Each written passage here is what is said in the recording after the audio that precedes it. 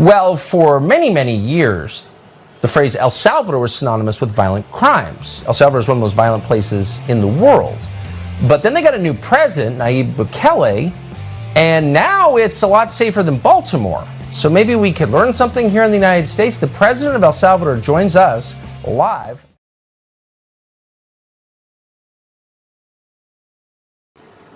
So of all the countries in the world the Biden administration could single out for criticism, they've picked El Salvador, led by President Nayib Bukele.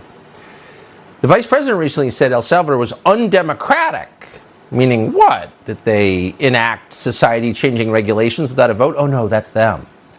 Actually, we went to El Salvador not that long ago and found that Bukele seems very popular. In fact, he's an 86% approval rating. Why is this? Because he's improved life for the people who live there. Crime is down dramatically. Homicides, in particular, have plummeted since Bukele took office in 2019. You're seeing those numbers on your screen now. If only someone in our country would do this. How'd they do it? Well, Bukele built a massive prison complex to house 40,000 gang members. He's not letting them out. He's putting them in. And so other people get to live and their children aren't murdered.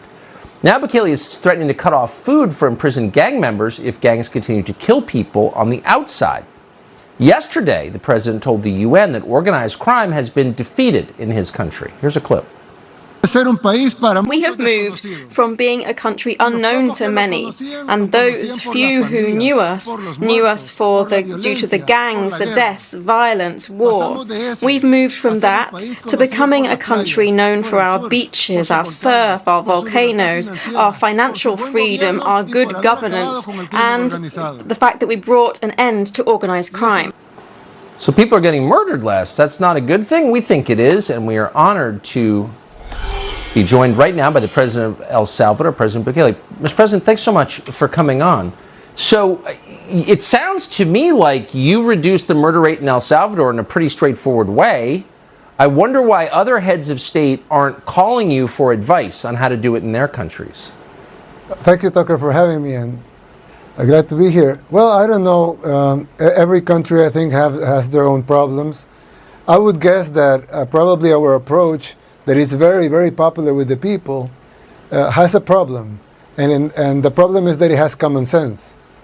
And yes. I say it's a problem because usually the new wave of governance is taking away common sense and started doing things the other way around, the way that, of course, you shouldn't do them. So when you it seems like when you became president in 2019, you focused very specifically on crime, gangs, murder. Is that correct? And why did you do that? Why that issue? Well, not only on crime, of course. We focus on other issues: education, health, public works, investment, tourism, infrastructure, etc. But of course, crime is the most important thing. I mean, you might enjoy a road or a beach, but that's if you're alive. So of course, yes, the lives of the people are the most important thing. So that's why we focus on crime more. But of course, we did focus on all the other issues as well. So you've threatened to cut off food to gang members in prison if they don't stop the killings on the outside. Yeah. Do you think that they are directing those killings? They're responsible for them? And do you think this will work? Well, at the beginning they were ordering the killings from the prisons. In the prisons they had, if you see most of the prisons in Latin America, they're like headquarters for crime. They'll be there, yes, they have phones, internet access, computers, they will give orders from the inside to the outside. You can find everywhere in Central and Latin America, you can find all of those examples.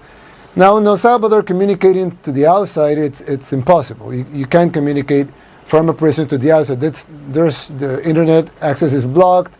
It's impossible. So, but still, all these gang members are the bosses of the other gang members outside. So of course, gang members outside resent if you and won't like if you do something to their bosses inside the prisons.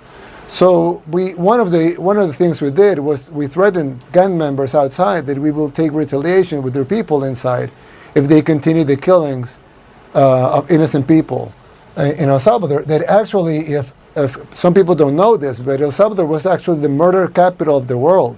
I mean, we were a lot more dangerous than Iraq, Afghanistan, Syria, you name it. El Salvador was the worst and the most dangerous place to live. It was the murder capital of the world. And now we're on our way to be the safest country in the whole American continent. It's an amazing story. And I hope mayors of our cities, Baltimore, Gary, Indiana, New York City, will call you for advice on how to replicate your successes. Mr. President, thank you for joining us tonight. We appreciate it. Thank you. Thank you, Tucker.